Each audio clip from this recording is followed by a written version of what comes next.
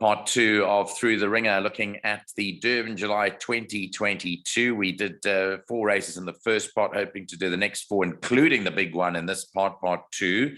This is the 5th race that we're going on to now, the first leg of the second jackpot. There are 3 jackpots on the day and the likely pool of 1.5 million on the tote here. And this is the Grade 2 Golden Slipper, this race for 2-year-old fillies over 1,400 meters. You've got quite a bit of form to work with here, Robert. And Maharani's done nothing wrong. She's won 4 out of 4. She's the champion 2-year-old filly from the Gauteng region in the past season. And then you've got Sweet Pepper, who's won all 3.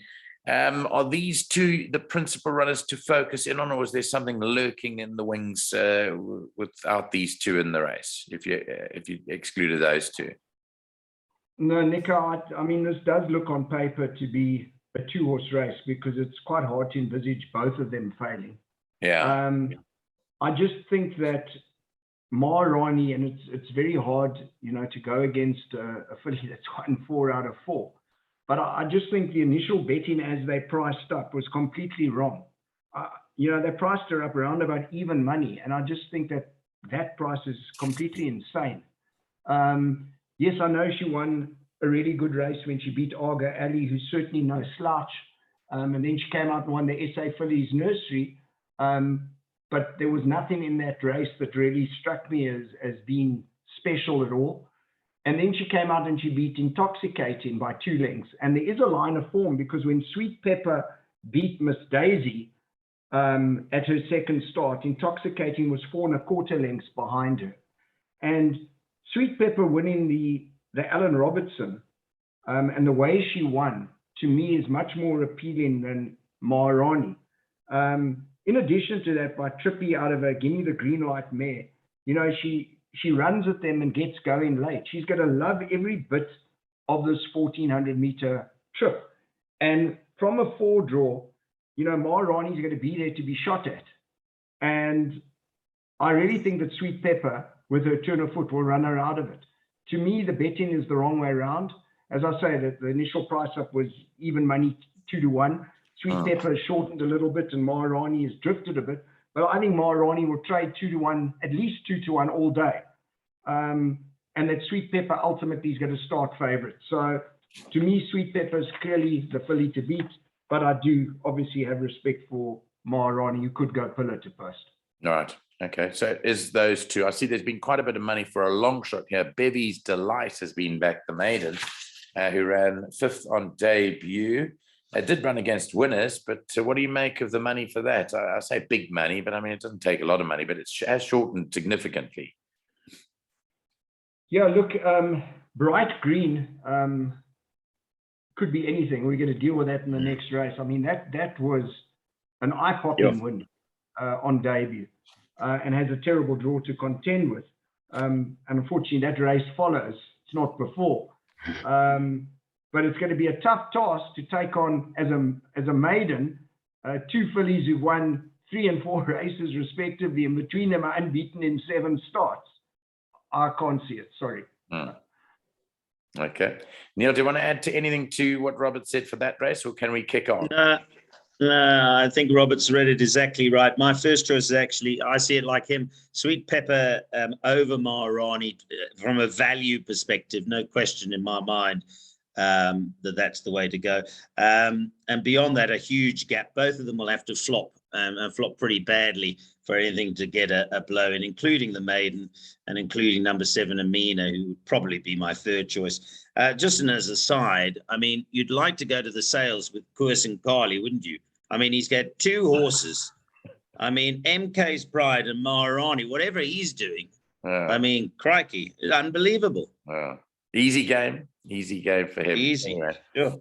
Okay, the Grade 2 Durban Golden Horseshoes next, the race for the 2-year-old colts. Now, this is, I think it's a lot tougher, obviously. But if we go to let's touch on Bright Green, because it was a very good debut and eye-popping win, wasn't it, Robert? But I want to speak to you not only as a tipster in this race, but also as a stakeholder of one of the horses up against Bright Green in the form of Golden Prospect, because you have bought a share of Sean Terry's runner now. after a very good first run. But what did you think? What did you make of that bright green win? I mean, it is drawn 14. Can it follow up? It surely can after that first run. Yeah, sure. And how it can follow up with the turn of foot that it showed and the way that it won. But let's be honest, when you're racing over 1,400 from a 14 draw, you're going to need your fair share of luck. Yeah. And Dean is not a person who likes his horses to go to the front or race handy either. So I don't see him giving instructions to Keegan to try and jump the horse and place it. They're going to be dropping this horse out and riding it for luck. So you pays your money and you takes your chances from that kind of draw. Do I think it's good enough to win? Definitely. But this is the hardest race on the card. This is impossible. This is virtually a field race for exotics, and load up as much as possible. You can make a case for any amount of horses in this race, and we could spend all day discussing this. I think that Glenn Cotson's got a particularly strong hand with Grinkov. Grinkov's got an unofficial rating of 100, and Cousin Casey's got the same rating of 100. In fact, Cousin Casey, interestingly enough, is the only colt in this race to have won over the course and distance. So he hasn't got the greatest draw. I'm trying to see with unofficial ratings. Profits are 102. Miss Cool's are 106. That appears to be the highest rated of the unofficial ratings that I have. Ocean Time is a 106 that ran third to Thunderstruck. Imposing is a 104. Bright Green is only a 91, which is actually quite a high rating to have for a maiden winner. Not many horses get that kind of rating. Golden Prospect, in fact, 92. So clearly the handicappers saw something that we thought we saw as well. Yes. To answer your question, how I got involved in that. Yes. I wasn't exactly looking to acquire horses, but, you know, Mark Curry's a good mate of mine, sat on the Kenilworth board with me for 7 years. We don't always see eye to eye, which is great because we see things differently in the industry. But he's a proper guy, most unbelievable human being who only has the interest of racing at heart. He's one of those guys who, and there are very few people out there, I'm certainly not one of them, but he's one of those guys who you never hear anybody have a bad word to say about him. He's one of the boys, you know. And we'd always spoke about having a horse together, and he's always been a massive supporter of Sean Terry's, as you are aware of. And he called me one day and asked me what I thought of Golden Prospect. I think this was after Chris van Niekerk had, in fact, it was after Chris van Niekerk had turned it up. And I was unbelievably impressed with this horse on debut because I've always maintained that the hardest race to win on debut is a 1400 because it's not a sprint and it's not a mile. It's an in-between race. It's really difficult to win. And the way this horse settled in running and traveled like a true professional, and the way he you know, put the field to bed with consummate ease and the way he won, I was really impressed. And Mark said, would he like to try and buy a share? And would I take a share with him? I said, well, whatever share you take, I'll take a share. We only took a small share in the horse, but a small share still costs quite a lot of money. And now we wait and see. I know he was supposed to have had, there were 1 or 2 races that he was going to run in prior to this. And Sean wasn't 100% happy as to where he was at that point in time. He was always going to aim him at this race. And clearly he does think a lot of the horse because he didn't want to geld him at this point in time. So that was a positive from him. But as to what he believes the horse's chances are on Saturday, I have absolutely no idea because I haven't spoken with him. But he's not the kind of horse from a good draw that I would leave out. Yeah. Could he win this? Would I be surprised? Not at all. Would I be surprised if he ran unplaced? No, I wouldn't be surprised either. I really, in all honesty, don't know what to expect from him. Okay, so that comes from the horse's mouth there. As you heard, Robert, from Robert, this is really, really tough, Neil. I'm looking at it and thinking a number of horses could improve, Neil. There's very well-bred horses here too. They could suddenly pop up and show a glimpse of brilliance. What do you think? Well, I'm going to ask you a question because you've been asking Robert and myself the questions. I'm going to send one back to you. What I find interesting is obviously that Paul Peters got Miss Cool in the race, who won the nursery.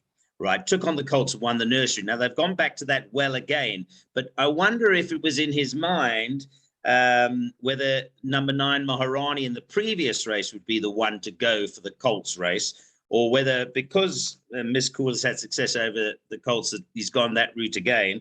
And maybe Robert can chip in because he's got those notes there.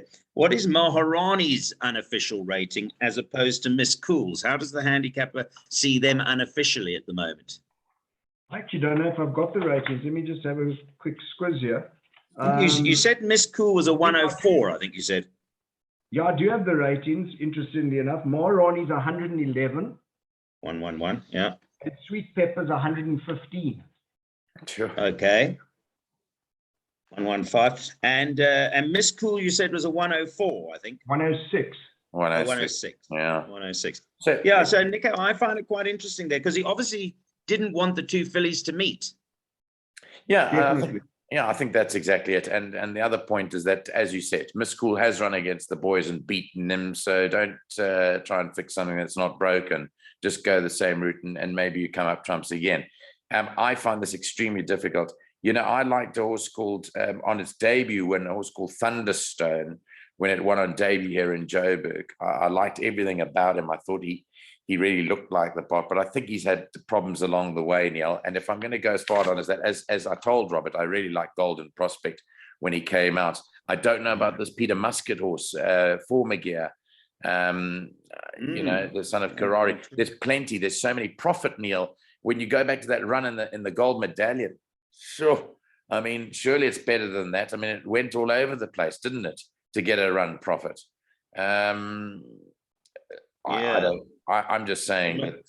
Rather not mention that, but yes. No, I have mentioned. Yeah, but that's got that. I think that's going to be slightly different. I think with Profit, unlike Bright Green, I think Profit, they might take their chances. Muzzy might try to get a forward posse. I think Robert's 100% right. Bright Green, they'll ride it as it turns out. I think Profit's going to try and use, because he's got good early pace. So I think he'll try and come over.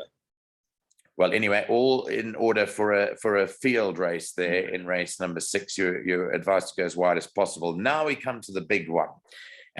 We talk about this all the time about we've got our perceptions. Neil works out, as Robert does, I know, but Neil's working out from March, which horses are going to come in well in and what he can take and so forth. I know, Robert, traditionally you've built books going into the race on a number of individuals that if any one of them win, you're a big winner.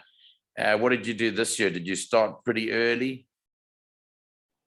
No, I didn't at all, Nick. I don't really worry about those things these days. Obviously, you know, I back a few horses that I think represent value. But let's deal firstly with sticking my neck out with horses that are relatively fancy that I don't like. So I'm putting a target on my forehead to be shot at. I don't like Committee Ding at all. We spoke earlier about horses trying to win in all 3 centres. I'm not trying to be clever after the event, and Ashram's a good mate of mine, but I feared exactly what would happen in Joburg, and in fact told people that at his last start in the Champions Challenge that he's going to be coming up for oxygen the last 200 meters, which is precisely what happened. You know, it's always a recipe for disaster when jockeys want to become trainers as well. And have a hand in looking after horses. That's always been a recipe for disaster in my book. Now carrying 67 kgs more than last year, not for me. I don't like the filly Sparkling Water. If you look at what she's beaten, Forever Mine, Golden Pheasant, Smoking Hot, Holy Warrior, and couldn't get past Asterix last time, while she's a really decent stayer and doesn't know how to run a bad race, I don't see her winning. In fact, if she runs a place, I think it'll be a good run. I don't like Aragosta because Safe Passage beats him every time they meet, and I don't see how he can possibly run in front of him. The other horse that I don't like is Jet Dark. He's always been a better miler. He was given an absolute hiding in the goal challenge, for which Samanga got suitably punished. Whereas I thought that Linebacker had a beautiful prep run in that race, and I don't see why Jet Dark should reverse with Linebacker, apart from which it's very hard to go for horses that you know are going to come from stone last in a maximum field. And as I alluded to just now, you're going to need more than your fair share of luck. So amongst the fancied horses, those are horses that I don't like. Then we get to my sort of short group of horses. The horse that's got me a bit puzzled here is Hoedspruit, because whereas initially I didn't like him, I do, and Neil made mention of Zapatias earlier on. I do think Zapatias is a massive runner if he stays. That's the unknown. But if you have a look, they met in the Cape, and Hoedspruit beat Zapatias by 3/4 of a length, giving him 4 kgs, and now only has to give Zapatias half a kilo. So I thought, well, if I like Zapatias, Hoedspruit's got to enter the equation. Then if you look at the Met Run, which was a weight for age race, you suddenly see that Hoedspruit is as much as 5 kilos better off with Linebacker for what, round about 4 lengths or so, 3.5 lengths. So, you know, suddenly you can't ignore Hoedspruit, because horses over the years, 4-year-olds that come into the July with these kind of weights, 53, 54 kgs, with decent enough draws, you've got to respect these horses. The negative for me was the last run. I thought he was given, to be polite, a rather comfortable introductory comeback ride to the detriment of punters. I think the jock in the post-race interview made some remark about looking after the horse, and then said, you know, he didn't mean it to come across the way that it did. But quite honestly, and even though he carried 62 kgs that day, he should have been able to dispose of Golden Pheasant in a pinnacle race.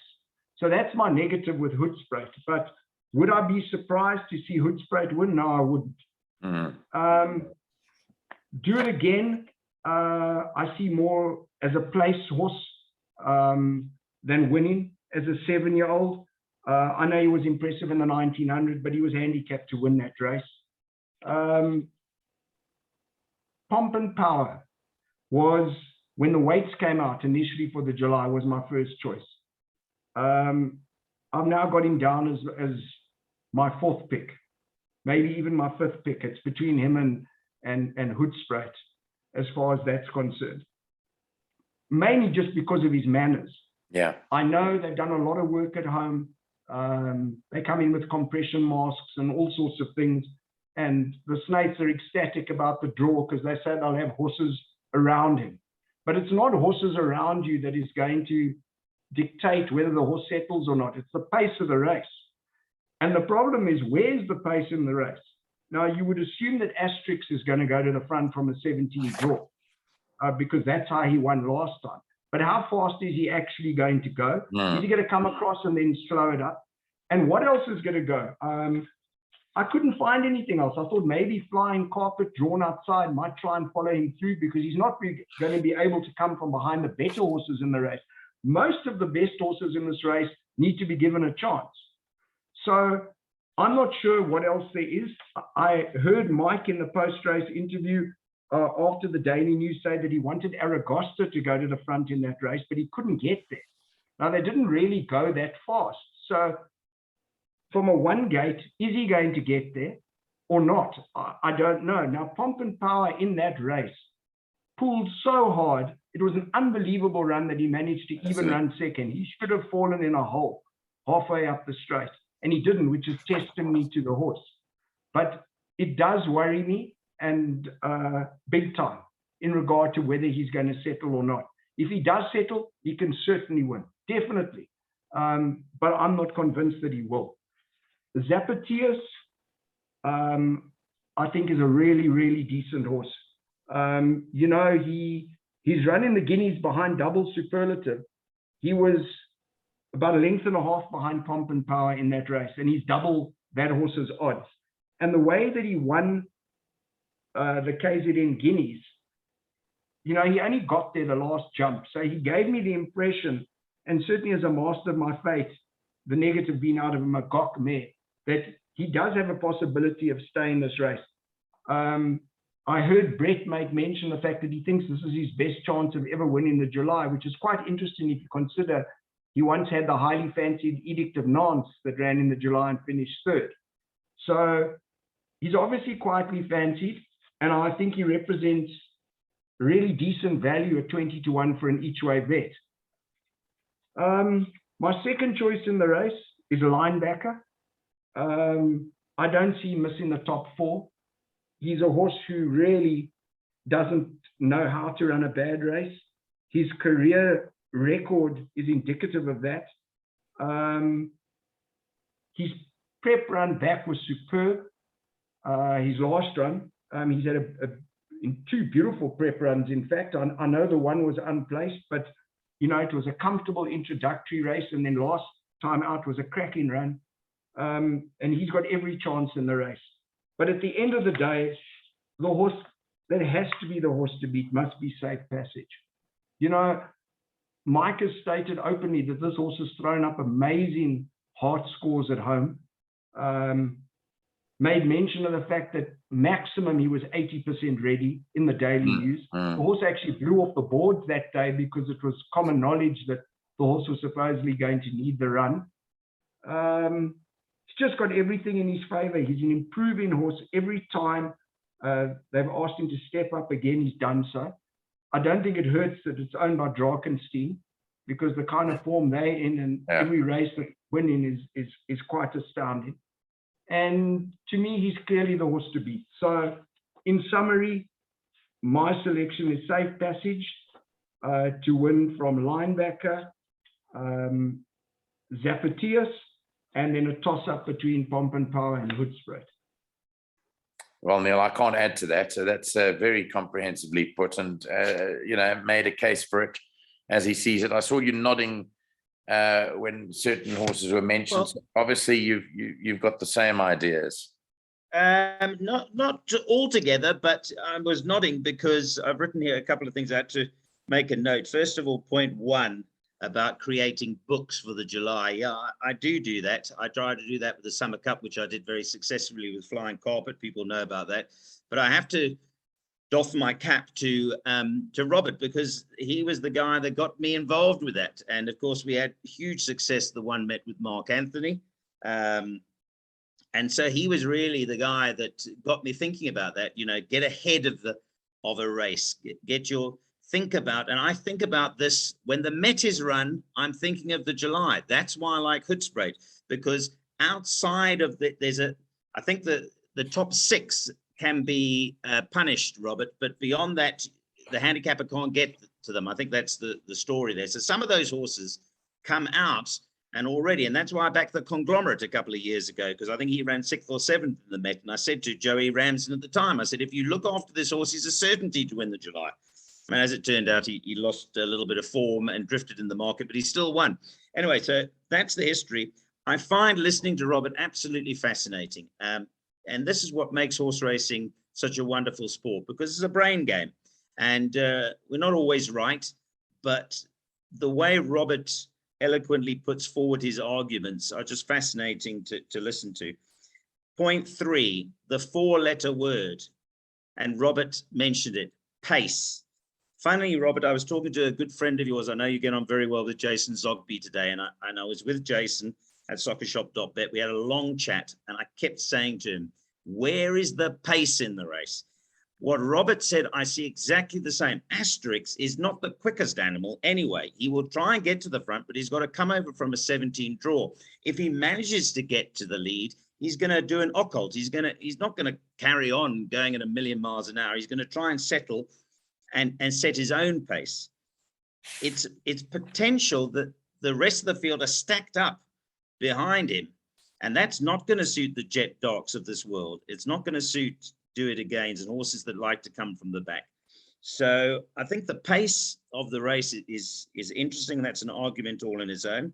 The fourth thing is, I have to confess, I got the comedy ding thing wrong. And I tell you where I got it wrong, Robert. I said, look, he's going to go to Joburg. He's going to forego his chance of defending his title because he's going to go to Joburg. So I didn't believe he could do both things, but I thought he'd go to Joburg and win because I thought he was that good. And I don't think, for whatever reason, the comedy ding we saw in Joburg is not the comedy ding of what he's capable of, for whatever reason. And it's gone horribly pear-shaped. And for that reason, I think you're right. It's now that, you're playing up with lost ground. But I did think he'd win the 2 races up here in Joburg. And I was bitterly disappointed at both his performances. And the last thing I want to say about, so here's my book. You spoke about what book I backed. I've backed 4 horses. I started backing Hoedspruit. I wouldn't back it now. That are left in the race. What about the ones that have exited? No, I'm telling you what I backed. I'll be brutally honest. So Hoedspruit, which got in the race. My second horse that I started backing was Marina. I thought that she would get a run. She doesn't deserve to get a run. She's gone disappointing, but for whatever reason, I had a lot to come on Marina. She didn't get in the race, and justly so. I mean, she ran last week.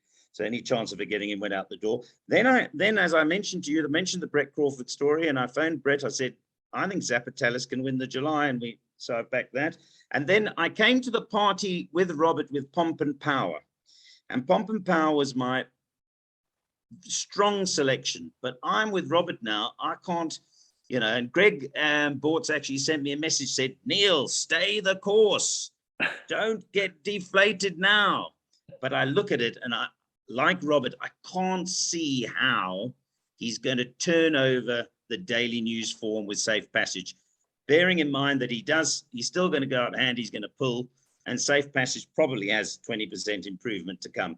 So that's the way I think. The only thing about Hoedspruit, Robert, I wanted to ask you, that Hoedspruit for me is the best handicap, as Dunford was, as Power King was, these horses that you talk about, as Hunting Tower was.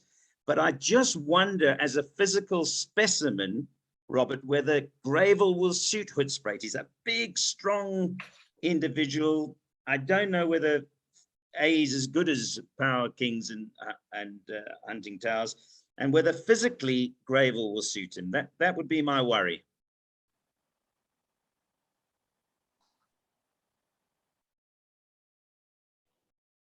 Neil, I'm not sure that's going to be too much of an issue. If you have a look, you'll see that he didn't have an issue running at Fairview. Now, I know Fairview is a much different course, but sometimes you find that these horses that go to PE and that don't adapt to the tracks there, don't adapt to the tracks at Durban. I understand that Fairview is a galloping track and Greyville isn't, and maybe it's an anomaly, but it's just how it sort of works out. My point being that he adapted to Fairview, no problem. So I don't really see that as an issue. I just have a few question marks about whether he really has the class to win this. 3 runs ago, he beat Super Silvano that you like by half a length, and I'm not big on Super Silvano. And as I say, he really should have won that Pinnacle race. But bearing in mind, had he won that Pinnacle race, he may well have picked up a penalty. I can't remember how he was handicapped in that race, whether he was handicapped to win or not. But certainly what you've said, if you think about the 4-year-olds, and as you said, Dunford, the way he came into the July and a good draw and what have you, he is a hell of a good, well-handicapped horse in this race. It's got, ideal age, ideal draw, ideal weight. It's got everything going for him from that perspective. But is he good enough? That's the element of doubt that I have. Yeah, well, but you are right. And I don't think he is good enough, actually. I'm talking myself out of the bet that I'm at. I don't think he's good enough. I'm hoping I'm wrong. But again, on pure handicapping, you're right. You look at the Met and the turnover of weights with Linebacker and Zapataz, he's got to be a runner if things go well for him. Yeah. Okay, we're going to leave that race there. Thanks so much, Robert, for going into it. And thanks, Neil, for completing that. Look, I'm in trouble if Robert's right. I'm in big trouble because there's a couple of names mentioned there that he's put a big red cross through. But I'll reserve my judgment for Saturday. I won't steal Robert's limelight at all because this is his show. I do agree with you on Safe Passage, though. I think Safe Passage is probably the right horse come the end of the day. Neil knows that I like this horse so much for the Daily News. I wasn't put off by the fact that Pomp and Power was short in the betting.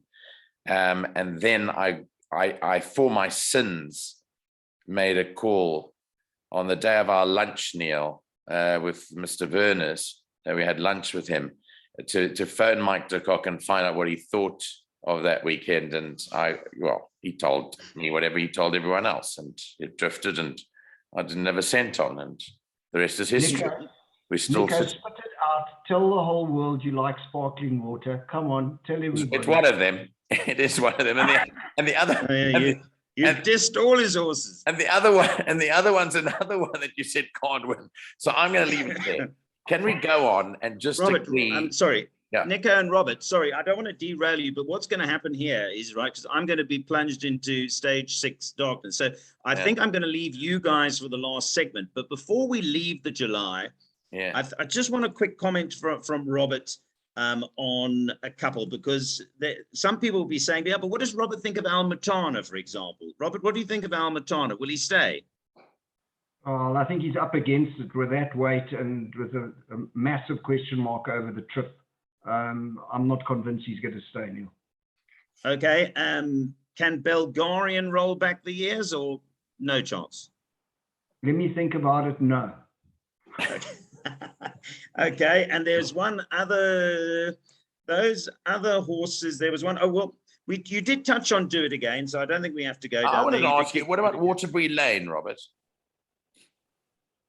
I think Waterbury Lane's a really nice horse, and he's a decent horse and above average, but I just think he's a length or 2 or 3 off the best. I just don't see him winning. Yeah, I don't see him winning either, but I tell you what, he might get the run of the race from a 7 draw if he goes up handy. Last time he was dropped out. I don't know what the plan is, whether they'll drop him out again from a 7 draw, but he did. I mean, he came from last in the Daily News. And the other thing is about this race, we can all pontificate and look up and see how it's going to pan out. But when those gates open, Robert, as we know, it's mayhem. I mean, and you got to get lucky. Spot on, Neil. Yeah. I think, Nico, that's it. I think he's discussed everybody. I just wanted to, just because there'll be some people out there who like certain horses, and I think we've touched on everything. You mentioned that, yeah. So we've pretty much touched on the whole field. We're going to end of the segment with the Garden Province, which is race 8. I think we can sneak this one in. We've only got 5 minutes of show left, but I saw that gallop of Captain's Ransom on July Gallop's morning, and I was wowed by it. I was certainly overcome with the fact of how well she looks and how things are going with her. Robert, is she a banker as well? I'd certainly think from an exotic perspective, she's a banker. From an odds perspective, I think odds of 7 to 20 is crazy. I think she'll trade at least 5 to 10. No one's going to take doubles at that price. People will banker her in the exotics. But what is interesting to consider, and I'm not trying to put a damper on her chances, because really and truly she should win, is the fact that the last time she didn't win was in this race last year, when she actually ran unplaced. Zarina won this race, and post that run, she has won 5 on the trot, including 3 consecutive Group 1s in her last 3 starts. Now, did she just have an off day that day, or is there something more sinister in regard to the fact that this was the same race where she bombed last year? I think she's won, 7? How many Group 1s has she won? She won 5 or 7. I can't even recall off the top of my head. I think she's won 7. I'm looking at 1, 2, 3, 4, 5, 6. I see 6 here. I think she's won 7, I think. Yeah. But anyway, the fact of the matter is she's a kind of filly. It's amazing to actually watch her, because she always hits a flat spot halfway up the straight where she looks like she's in serious trouble, and then she amazingly finds another gear. So, all things being equal, I'm not going to look to get her beaten. My second pick would be Under Your Spell, and then Zarina, and then She's a Keeper. She certainly should win, but I think that the current odds are far too short. You should get much better. Neil, for our sins, we went for Chansonnet. Can't see that, Neil. Yeah, for our sins, we went for Chansonnet to beat her on Met Day, and we paid the price because she really ran a ripper of a race on Met Day. Are you trying to beat her again? No, I've learned my lesson. Listen, we're a bit unlucky with Chansonnet, perhaps, but she's brilliant. I wanted to say to Robert, yeah, she's a bit like Pocket Power. Pocket Power was the same, wasn't he? He used to hit that flat spot, but he used to find a way to win. I think it's the same. What I was trying to show you was this here. These are my numbers for the race, which you will see. Why can't I show? Oh, because I've got my fingers over them. So there they are. Robert said he liked 8 from 3 and then 1 and 4. That's how I've gone. 8, 3, 1, 4. Exactly the same. I think she'll have to run below best, but she did last time. The thing is, the last time she was drawn 13 out of 14. It's not as big a field. She's still drawn relatively poorly. She's drawn 8 out of 10, but I don't think it'll stop her this year. Yeah. You don't want to go for Marina here? God will get you for that. If you were to go for it for the July, surely you would go for it, yeah? No? Yeah, I was going for it based on its Met run, not on the subsequent 4 appalling performances. No, she's Neil, not the same Marina that she was. Are you not going to even try and join us for the next one, and then we'll see the light go out? No, because it's going to be ridiculous. I'm going to get plunged into darkness. Okay, so Neil's going to take. And I mean, we're in very good hands. We're in the best hands of all. I mean, you're through the ringer. Yeah, absolutely. We're through the ringer. We're through part 2. We're going into part 3, which will be our last look at it. It'll just be the 2 of us. Thank you so much, Neil, for coming on board. Thanks, Robert. We'll join you for that last part shortly.